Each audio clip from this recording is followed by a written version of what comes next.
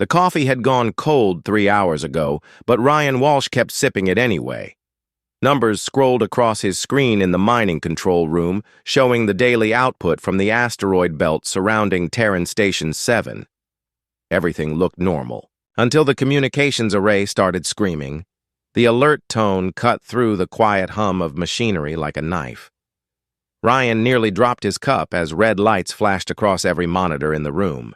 Behind him, Lieutenant Torres looked up from her research data, her dark eyes wide with surprise. "What's that noise?" she asked, pushing back from her desk.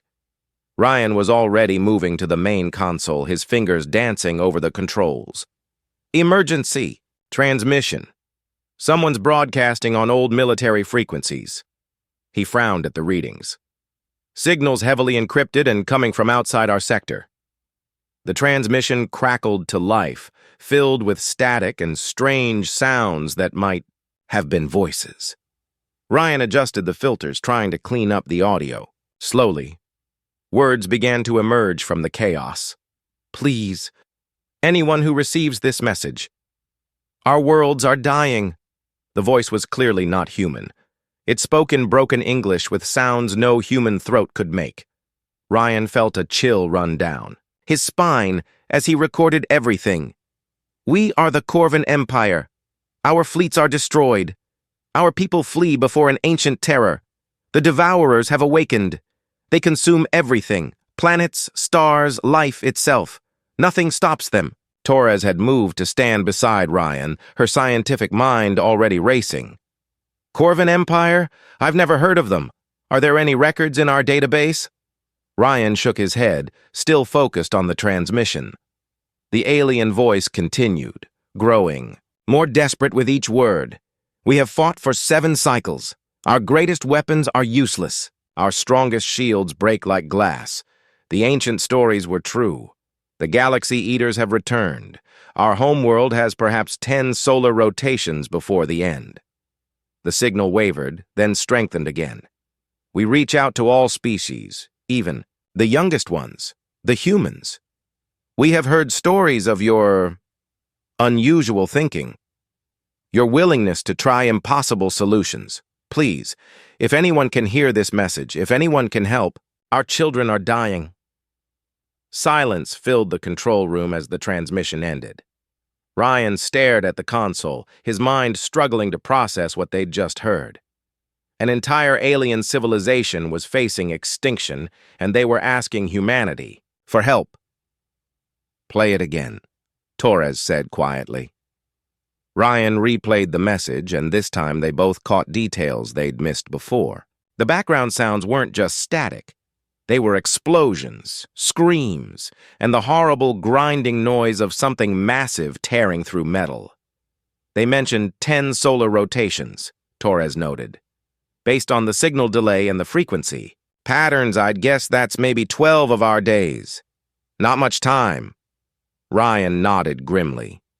"And they're asking us for help. Us, the species that's barely been in space for 200 years. What does that tell you about how desperate they are?" Before Ryan could answer, his communication panel lit up with an incoming message from Earth Command. He opened the channel, and Admiral Park's stern face appeared on the screen. "Station 7. We've received reports of an alien transmission in your sector. Please confirm you've intercepted this signal."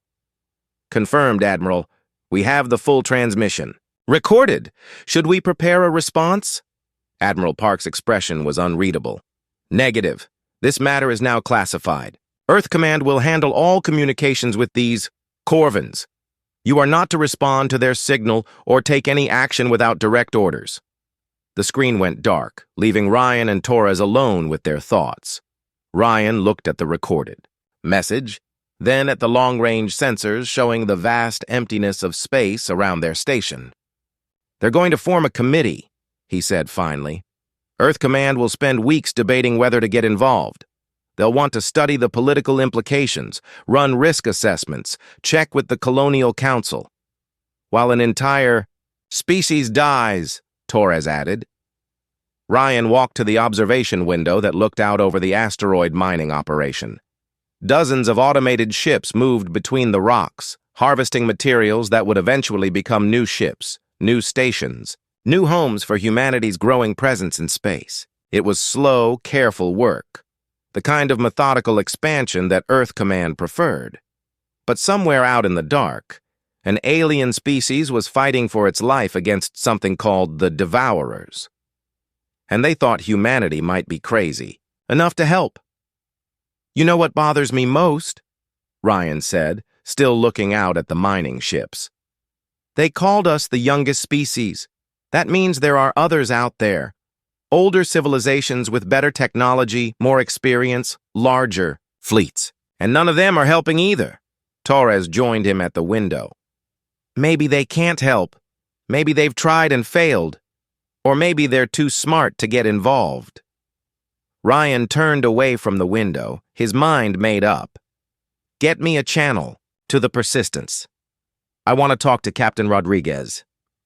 "Ryan, you heard Admiral Park. We're not supposed to send an official response. But there's nothing stopping us from taking our research ship out for a routine survey mission in the direction of that signal." Torres stared at him. "That's career suicide. Earth Command will have you court-martialed." Ryan smiled grimly. "Only if we get caught. And only if there's still an Earth Command to come back to." He paused, thinking about the alien voice and its desperate plea. "Besides, someone has to do something. If we wait for official approval, those aliens will be dead." Within an hour, the research ship Persistence was being prepped for departure. Captain Rodriguez had agreed to the mission with surprising enthusiasm, and her crew of 12 specialists were already running pre-flight checks. They had supplies for a month, scientific equipment that could analyze almost anything, and one very nervous Marine named Foster who'd volunteered for security duty. As Ryan watched the ship prepare to launch, he wondered if he was making the biggest mistake of his life. Earth Command would be furious. His career was probably over, and they were flying towards something that had destroyed an entire alien fleet. But somewhere in the darkness, children were dying, and their parents had asked humanity for help. That had to count for something. The Persistence launched 12 hours later, heading into the unknown to answer a call for help that might already be too late to matter.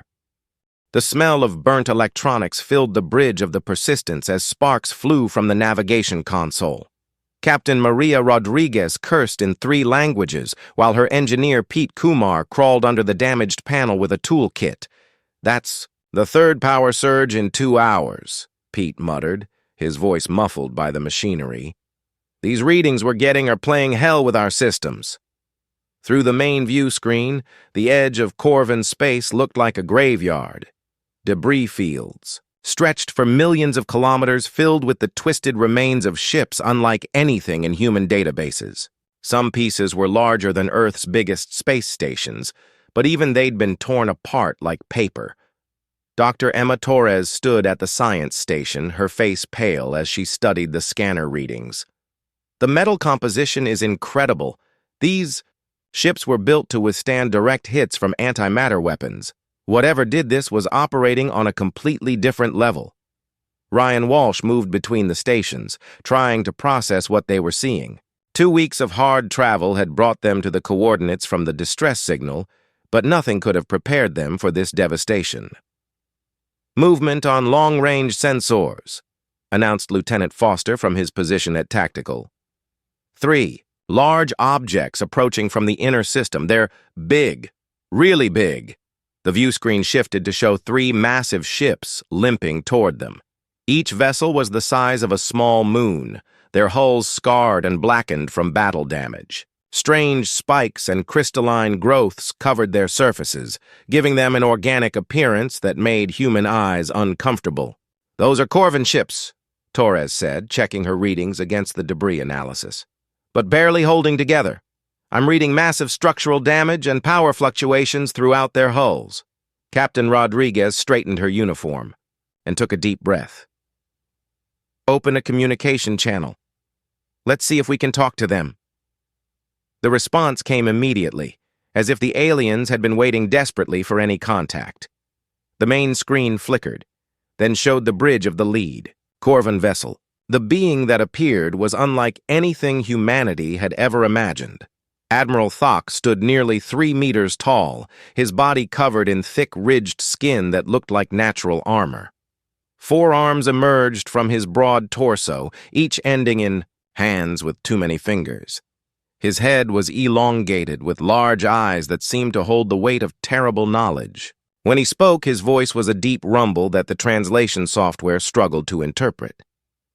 Human vessel, you came. We did not believe the stories were true. Ryan stepped forward, aware that he was making first contact between 2 species, under the worst possible circumstances. Admiral Thok, I'm Commander Ryan Walsh of the human research ship Persistence. We received your distress call. Thok's 4 arms moved in what might have been surprise or relief. 1 small ship against the Devourers. You are either very brave or very foolish. Probably both, Ryan admitted. Can you tell us what we're facing? The Corvan Admiral's expression darkened. Come aboard our ship. There are things you must see, things you must understand before you decide whether to flee or die with us. An hour later, Ryan, Torres, and Foster found themselves in the vast command center of the Corvan flagship. The ceiling stretched 30 meters above their heads, supported by massive columns that pulsed with organic-looking energy. Holographic displays showed star maps marked with red zones of destruction. Admiral Thok led them to a central platform where other Corvan officers waited. Each alien was massive compared to the humans, but their posture spoke of defeat and exhaustion. This is War Leader Kren and Science Elder Zara, Thok said, gesturing to his companions. They have fought the Devourers longer than anyone still alive. War Leader.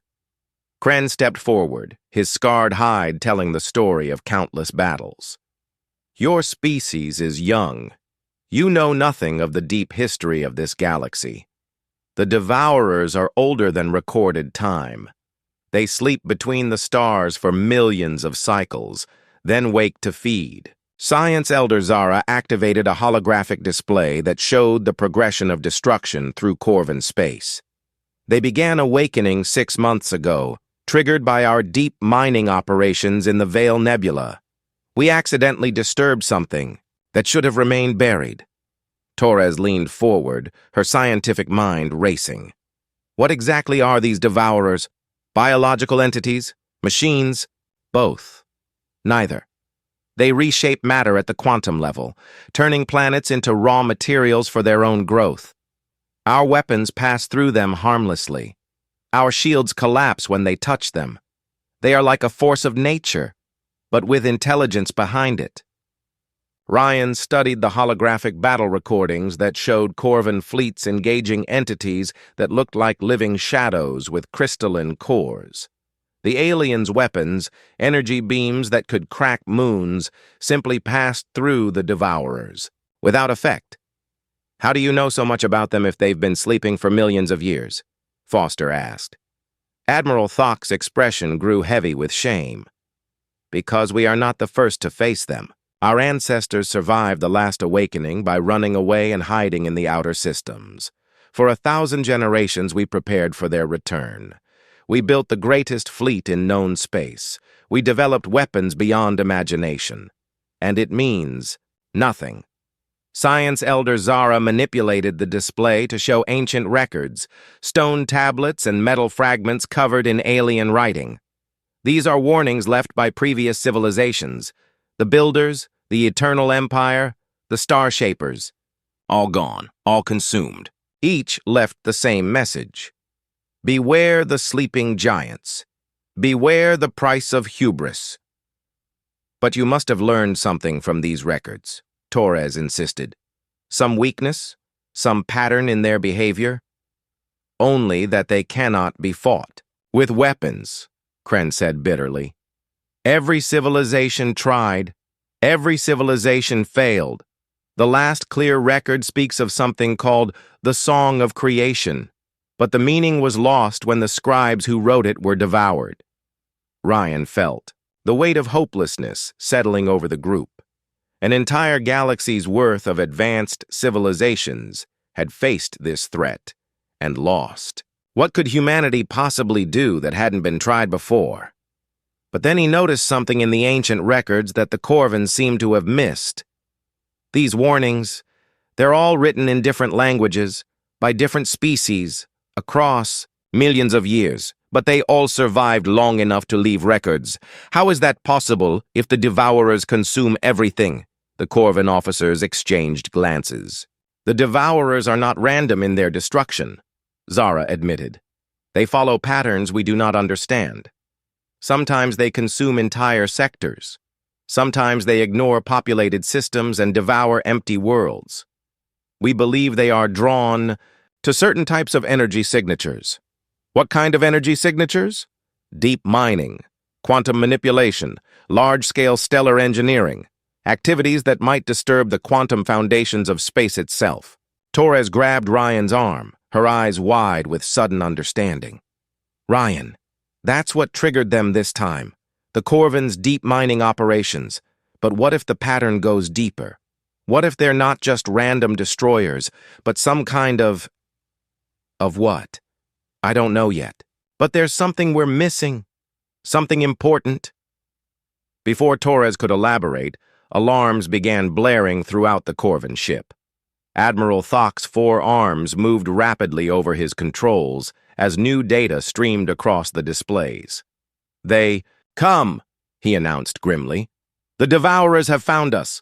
3 massive entities approaching from the core systems. They will be here in 4 standard hours. Through the massive viewports, the humans could see space itself beginning to distort in the distance, as if reality was bending around something too massive to comprehend.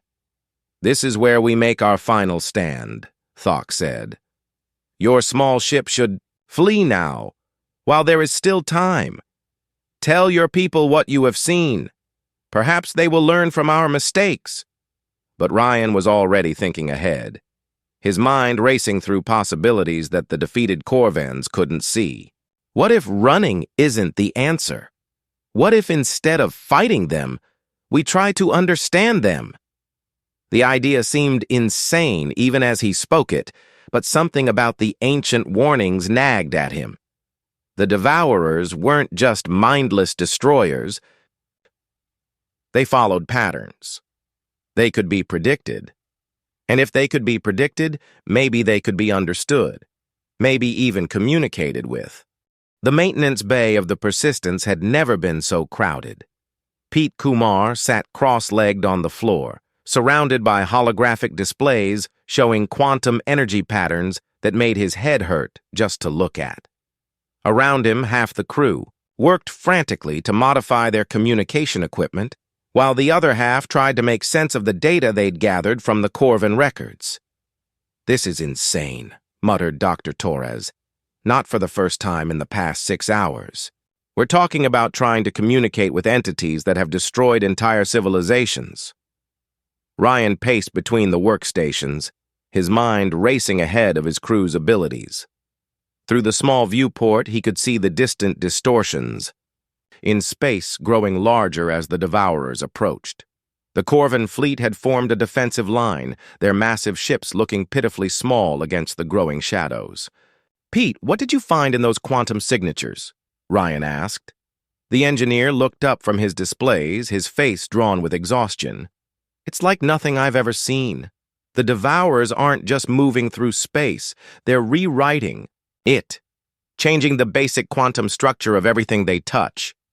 He paused, then added quietly, but there's something else, something that doesn't make sense. What do you mean? The patterns aren't random. There's a rhythm to it, almost like... Pete struggled for the right words. Like music. Complex harmonics that repeat in mathematical sequences. Dr. Torres stopped her own work and moved to look at Pete's data. Musical patterns in quantum destruction, that's impossible. That's what I thought. But look at this. Pete highlighted sections of the energy readings. These sequences repeat every 47.3 seconds across all 3 Devourer entities. It's too precise to be coincidence. Ryan felt something click in his mind. The ancient records mentioned the Song of Creation. What if that wasn't metaphorical? What if these things actually operate through some kind of quantum music? Before anyone could respond, the ship's communication system crackled to life. But instead of Admiral Thok's deep voice, they heard something impossible. A human voice, speaking in rapid English. "Any human vessels in the Corvin system? This is Captain Lee aboard the cargo hauler New Shanghai. We're 3 hours out and coming in hot. Please respond." Ryan grabbed the communicator. "New Shanghai, this is Commander. Walsh aboard the Persistence. What are you doing here?" "Following your signal, Commander." Word's gotten out about the alien distress call. Earth Command tried to classify it, but you know how that goes. Half the colonial fleet is already moving this direction. The bridge fell silent as the implications sank in. Ryan had expected to face this crisis alone, but somehow news of the Corvin situation had spread throughout human space. "How many ships are coming?" Ryan asked. "Last count was over 200 vessels, sir. Corporate fleets, colonial defense forces, even some of the independent miners. Everyone wants to help." Dr. Torres grabbed Ryan's arm. 200 ships? That's most of humanity's space-capable fleet. If the Devourers destroy them all, then we'll go down fighting instead of hiding, Ryan said firmly. He keyed the communicator again. "Captain Lee, what's your ETA?" 2 hours, 50 minutes. We've got 43 ships in our group, including 3 heavy cargo haulers and a medical vessel. What do you need us to do? Ryan looked around at his crew, seeing determination replace despair in their faces. "Stand by for coordinates. We're going to try something that's either brilliant or completely suicidal." Over the next 2 hours, human ships began arriving in the Corvin system like a swarm of angry insects. Each vessel was small compared to the massive Corvin warships, but they moved with purpose and coordination that impressed the watching aliens. The cargo hauler New Shanghai took position near the Persistence, along with dozens of other vessels. Captain Lee, a weathered woman with gray hair and knowing eyes, transferred aboard to join the planning session. "So let me understand this," she said, studying Pete's quantum analysis.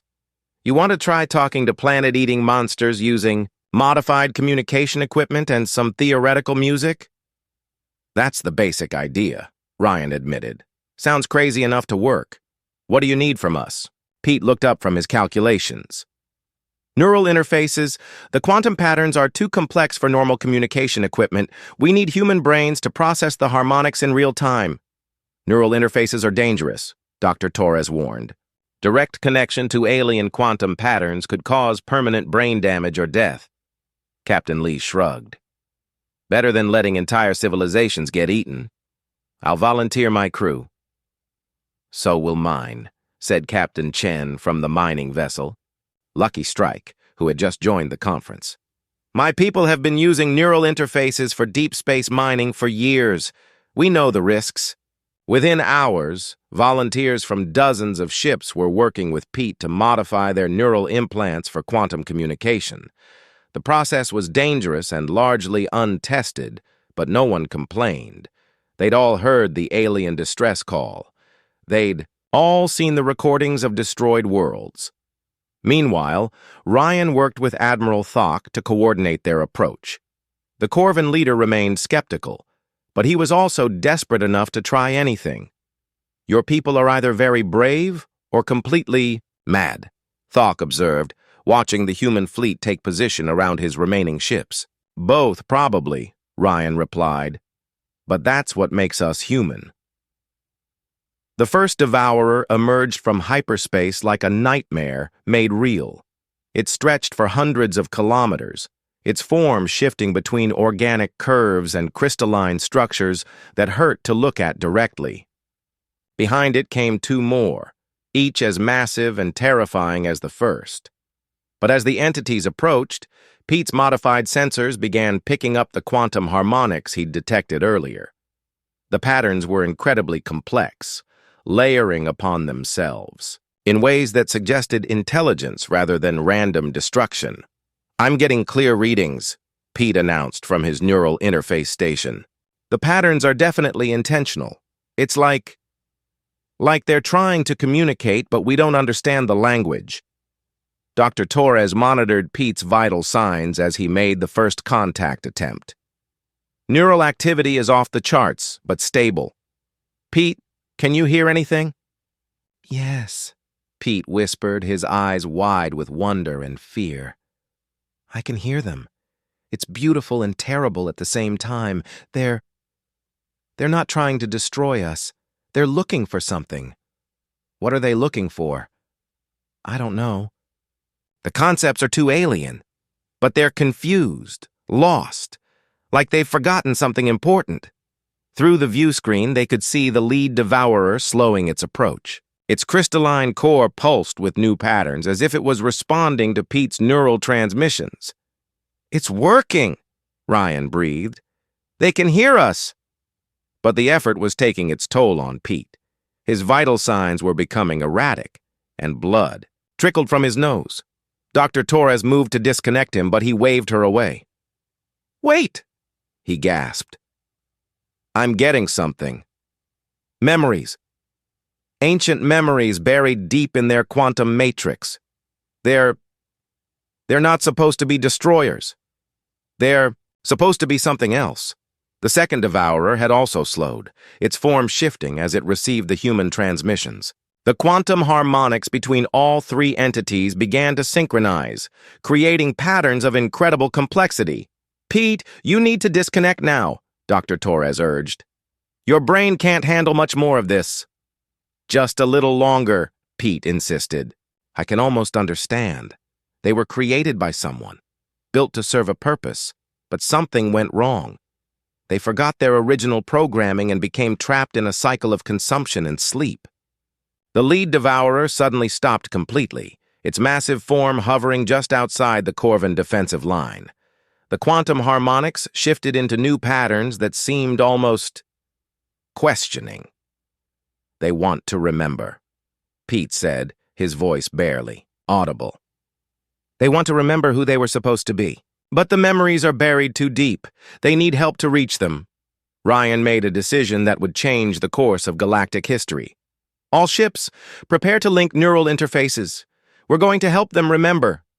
Captain Lee's voice came over the communicator. Commander, that could kill everyone involved. Maybe. But if we don't try, they'll destroy everything anyway. At least this way, we go down fighting for something instead of just fighting. One by one, the human vessels reported ready. Dozens of volunteers had connected to the quantum communication network, their minds linked together in a way that had never been attempted before. On my mark, Ryan said, knowing he was asking his people to risk everything. Let's see if we can wake up some sleeping giants. The first thing Lieutenant Dan Foster noticed when the neural link activated was the silence. Not the absence of sound, but the presence of something so vast and alien that his human brain couldn't process it as anything but overwhelming quiet. Then the memories hit him like a tidal wave. Foster had volunteered for the deepest connection, knowing it would probably kill him.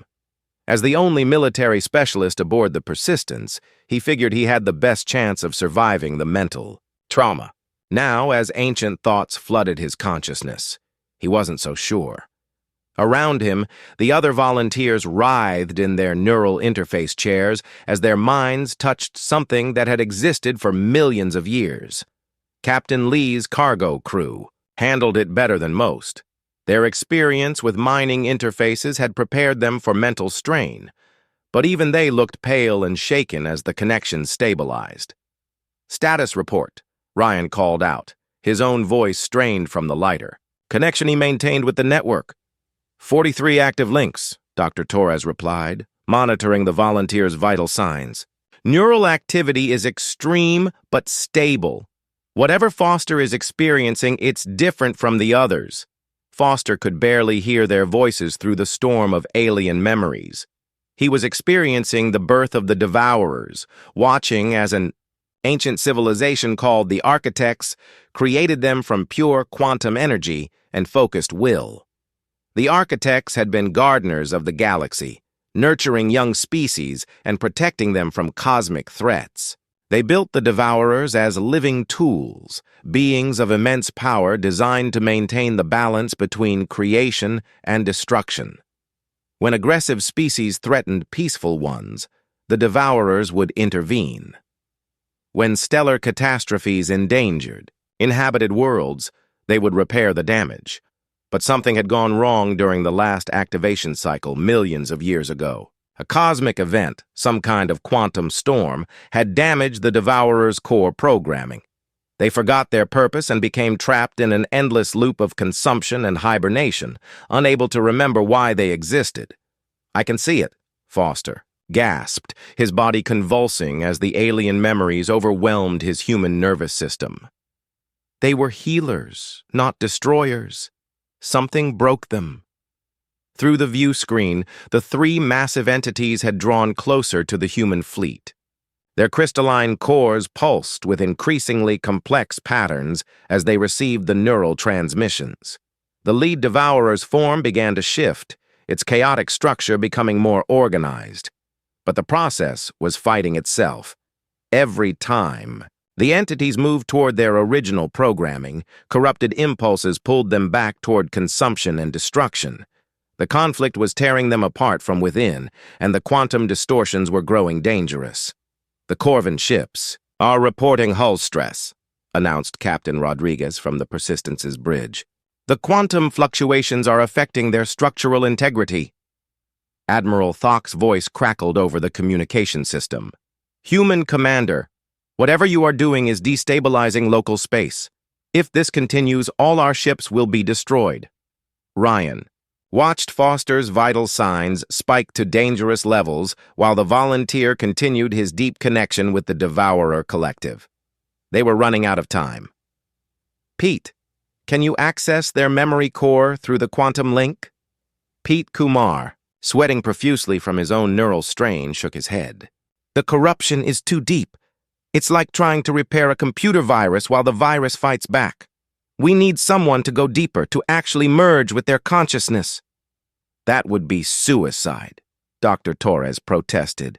"No human mind could survive full integration with something that ancient and powerful."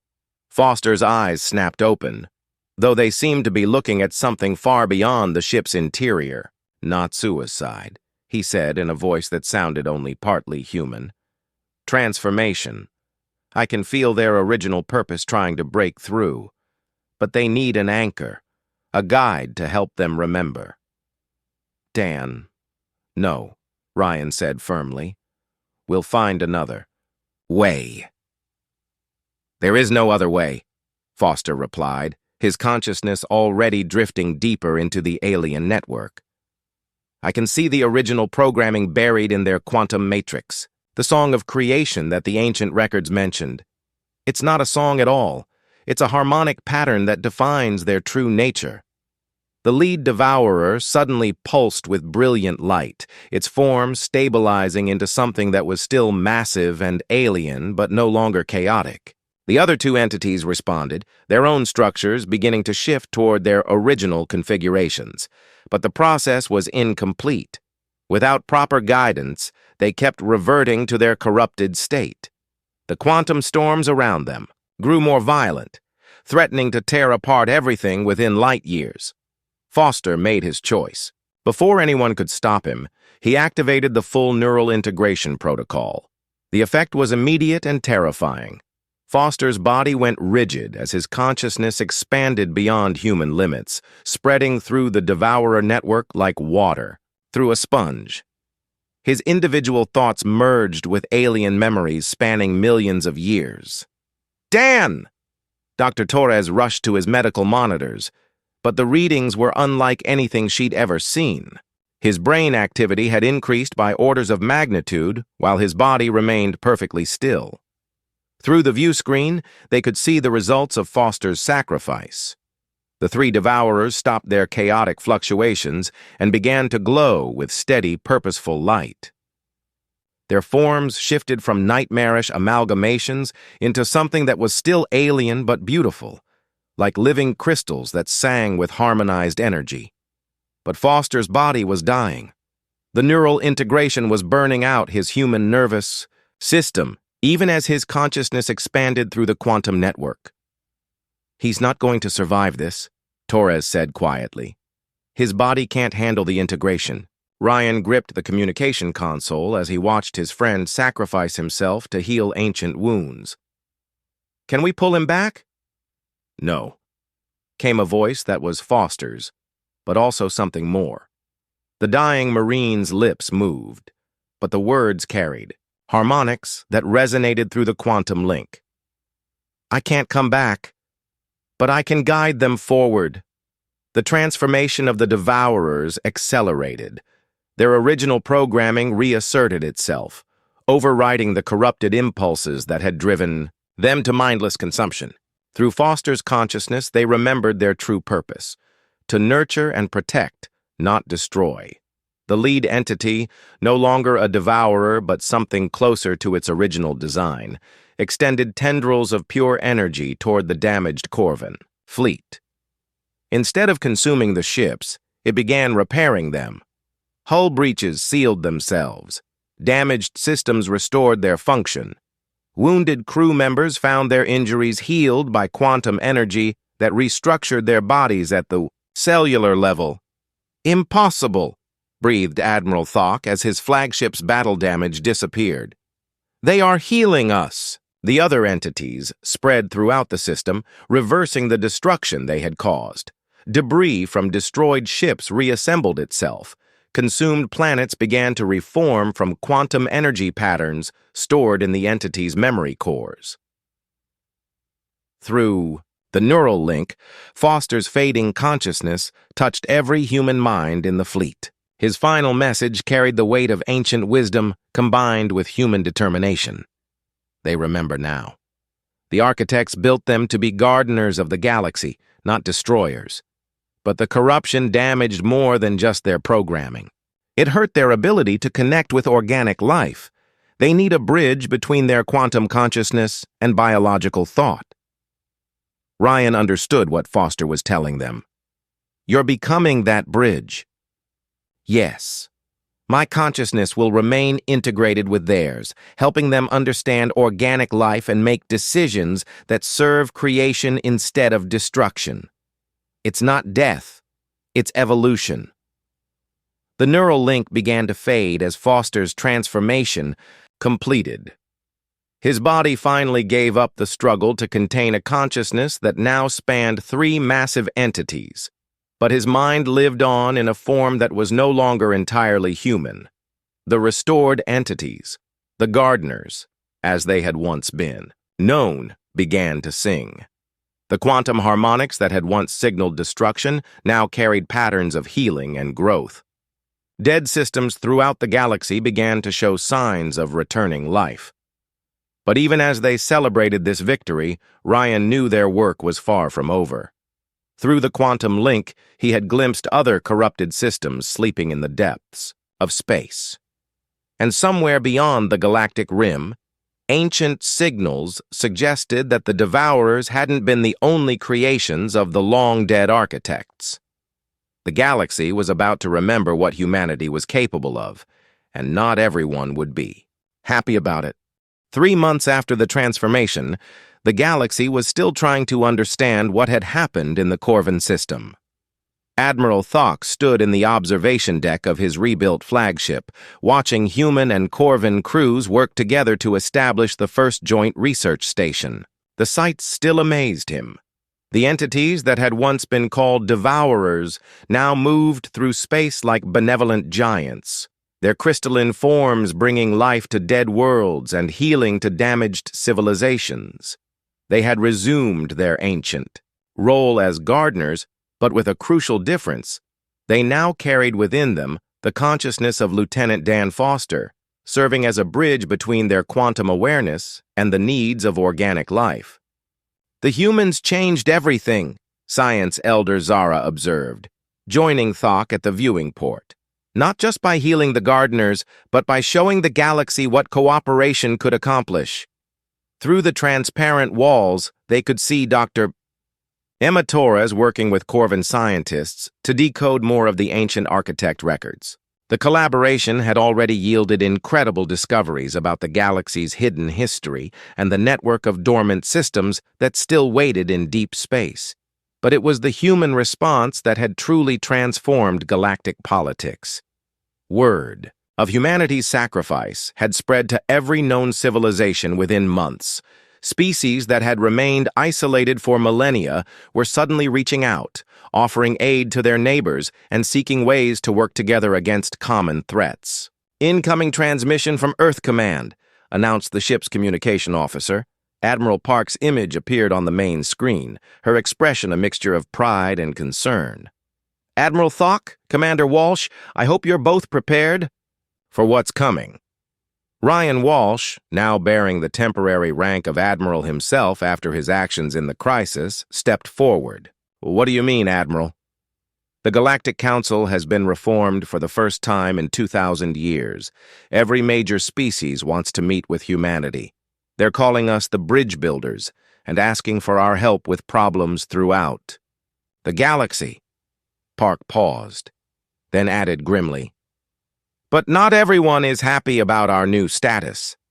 The transmission switched to show deep space sensor readings that made Ryan's blood run cold. Massive fleets were moving in the outer regions of known space. Species that had remained hidden for millennia were suddenly mobilizing their forces.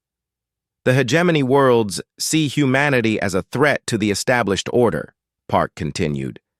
"They've spent centuries maintaining power through fear and isolation. Our success with the Gardeners has inspired their subject species to demand freedom." Through the quantum link that still connected him to the transformed entities, Ryan could sense Foster's consciousness stirring with concern. The former Marine's awareness now spanned incredible distances, and he was detecting movement in parts of the galaxy that had been silent for ages. "There's something else." Foster's voice came through the ship's communication system, his words carrying harmonics that resonated through quantum space. "The Gardener's restoration has activated other dormant systems. Ancient warning beacons throughout the galaxy are coming online. Something is stirring beyond the galactic rim." Dr. Torres looked up from her research console, her face pale. "I've been analyzing the architect records, and there are references to other created entities. The Gardeners weren't the only ones. There were guardians designed to protect against extragalactic threats, builders meant to construct safe havens for organic life, and—" She hesitated. "Judges, created to determine which species deserve to survive major cosmic events. And they're all potentially corrupted like the Gardeners were," Ryan realized. "Or worse. The records suggest that some of them were deliberately damaged during the ancient war that destroyed the architects. They might be hostile by design now." Admiral Thok's forearms moved nervously over his control surfaces.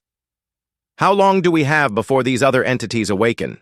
Foster's consciousness touched the quantum sensors throughout the system, extending his awareness across vast distances. "The nearest Guardian system is showing activity about 40 light-years from here. Based on the energy patterns, it will be fully active within 6 months. The others will follow in sequence." "Then we need to be ready," Ryan said firmly. "Not just humanity, but all the species willing to work together. If we can heal one corrupted entity, we can heal others." "It won't be the same," Foster warned, his voice carrying the weight of ancient knowledge. "Each type of entity will require different approaches. The Guardians were designed to be warriors. They won't be as receptive to peaceful contact as the Gardeners were." Over the following weeks, the Joint Research Station became the center of frantic preparation. Human neural interface technology was shared with allied species, while Corvan military experts worked with Earth's strategists to develop new tactics for dealing with entities that could reshape matter at will. But the real breakthrough came from an unexpected source. Captain Lee's cargo crew, still working with modified neural interfaces, made contact with a dormant builder entity in a nearby system. Unlike the chaotic awakening of the Gardeners, this entity responded immediately to human consciousness. "It's like they were waiting for us," Captain Lee reported during the first successful communication. "The builders recognized something in human thought patterns that other species don't have. Our willingness to adapt and improvise matches their original programming. The builder entity, a massive construct that existed partially in normal space and partially in quantum dimensions, began working with human engineers to create new technologies. Within days, they had developed faster-than-light communication systems that could reach anywhere in the galaxy instantly. The implications were staggering. For the first time in galactic history, every inhabited world could be in constant contact with every other world. Isolated species could call for help. Aggressive civilizations could be monitored and contained. The age of galactic isolation was ending. But with new connections came new dangers. The quantum communication network that the builders created also detected the signals that Foster had warned about. Transmissions from beyond the galactic rim that suggested vast intelligences were taking notice of the awakening ancient entities. "We're not just healing the galaxy's immune system," Dr. Torres realized during one of their research sessions. "We're preparing it for something bigger, something that's been waiting out there in the dark between galaxies." Ryan stood before the massive view screen showing the restored Corvin worlds, now green and thriving thanks to the gardener's healing touch. Human ships moved between them, carrying supplies and personnel for the growing alliance of species that had answered the call for cooperation. "Whatever's coming, we'll face it together," he said to the assembled representatives from dozens of worlds. The architects built their entities to protect the galaxy from external threats. If we can restore enough of them, we might actually have a chance. Admiral Thok placed one of his massive hands on Ryan's shoulder. "Your species has given us hope where there was none, but the cost has been high. Lieutenant Foster sacrificed everything to save us all." Through the quantum link, Foster's consciousness touched their minds one last time. "I'm not gone. I'm just different now. And I can see things that pure organic minds can't. The threats from outside the galaxy are real, but so is our ability to meet them." The architects didn't just build weapons, they built a system for bringing species together. "The galaxy is remembering how to cooperate," Ryan agreed. "And that might be our greatest strength." As if in response to his words, new signals began arriving through the quantum communication network. Species from the farthest reaches of known space were reporting ancient entities awakening in their regions.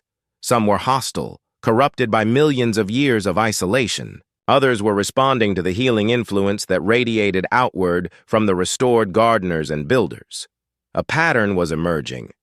The ancient entities weren't just waking up randomly. They were connecting to each other, forming a network that spanned the entire galaxy. And at the center of that network, serving as translators and guides, were the human consciousnesses that had sacrificed themselves to make the healing possible. The galaxy was indeed remembering what cooperation could accomplish. But as the first signals arrived from the void between galaxies, everyone realized that the real test was still to come. Whatever had destroyed the architects was still out there, waiting in the darkness. And this time, it would find the galaxy ready. The human fleet that had started as a desperate rescue mission had become the foundation of a new galactic alliance. Species that had never spoken to each other were now working together to restore ancient guardians and prepare for threats beyond imagination. Foster's sacrifice had become the bridge between quantum consciousness and organic determination. His human stubborn refusal to accept defeat now guided entities of cosmic power, ensuring they would never again forget their purpose. The galaxy had awakened, and it remembered that sometimes the youngest species could teach the oldest truths about courage, sacrifice, and the power of reaching out to help a stranger in need.